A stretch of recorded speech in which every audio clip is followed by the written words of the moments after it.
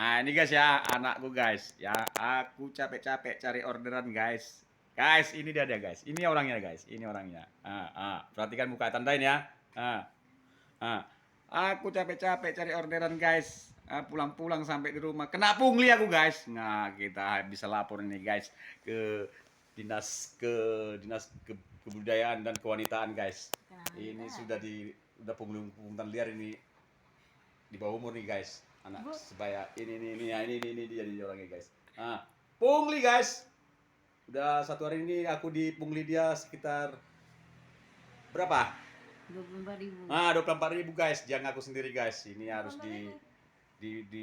dilapor ini dah guys ya, kita lapor dia ke dinas kebudayaan dan kewanitaan guys.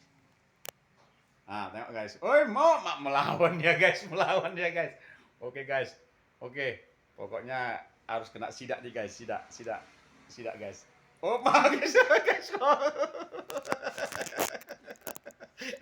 so ganteng dia guys, so ganteng dia guys. Oke guys, ngeri guys.